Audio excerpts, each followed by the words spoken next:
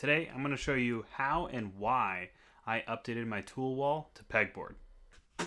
Don't get me wrong, French cleats are awesome. They look great and they can hold a lot of weight. I was just needing something that worked better with the super small shop that I have here.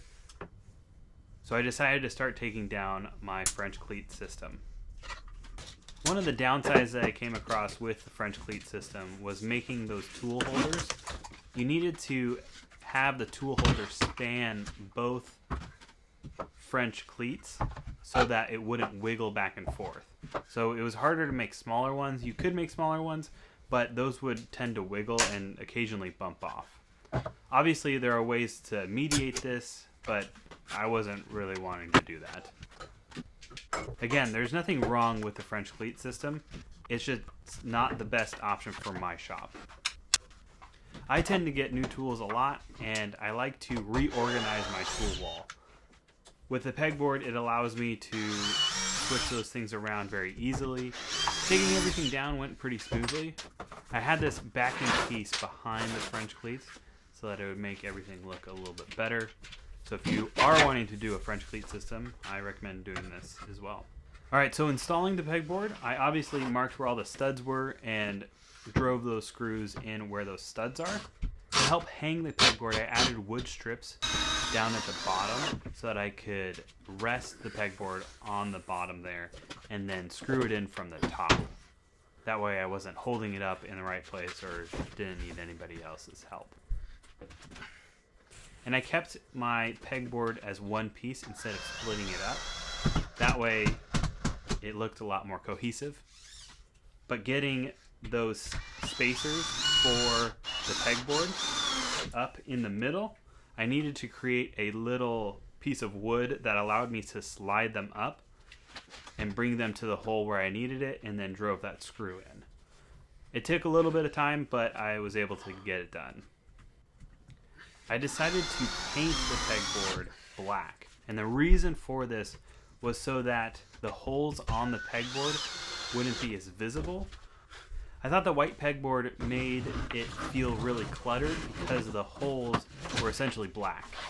I painted the whole thing black so that the holes wouldn't be as visible when you're looking at it.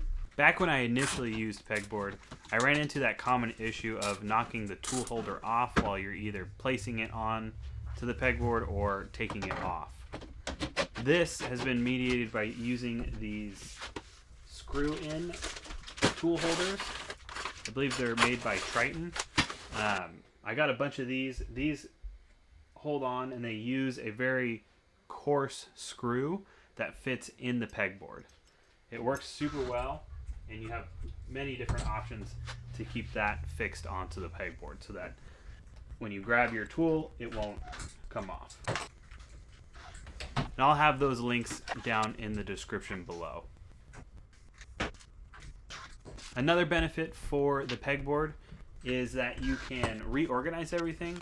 So if you don't like how it is laid out, or you get a new tool, you can easily reorganize everything on the pegboard. You can also get creative when making pegboard holders. I have used L brackets here and use those coarse screws to fix them to the pegboard.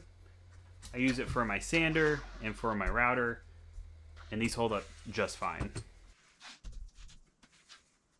And if this is your first time here, my name is Matt, and this is the Woodworking Nook. I build quality furniture with economical tools in a small shop. So if that's something that you're into, please subscribe to follow along. For my track saw, I did not use any sort of pegboard system. I actually used spacers behind it and then drove screws in so that I would have a really solid space for my track saw to sit on. So if you're wanting to keep heavier items on the pegboard, you can still use spacers and screws to keep those platforms that you have made previously, like I did here. Another benefit is you can keep everything super tight. With this very small shop that I have, I need every square inch that I can get, so keeping all my tools nice and tight, close together, allows me to put more easily accessible tools on the wall as opposed to down in the drawers or somewhere else. Some things that are not ideal with a pegboard was installing the shelf for my track saw. That needed to be screwed in, as well as the boom arm was okay. I just used zip ties to fasten that to the pegboard. Another thing was the power strip. I have a power strip that I like to plug things into. That was a little bit more difficult. I actually ended up placing that below the pegboard so that I could screw that in. As well as my battery chargers for my drills. Those I'm still figuring out. I currently have them on this back wall here charging. I would ideally like them on the pegboard, but I still got to figure that one out. Even though I have all my tools set up like this now, there's no guarantee that in the next video they will be the same. Thanks for watching, everyone. I'll see you on the next video.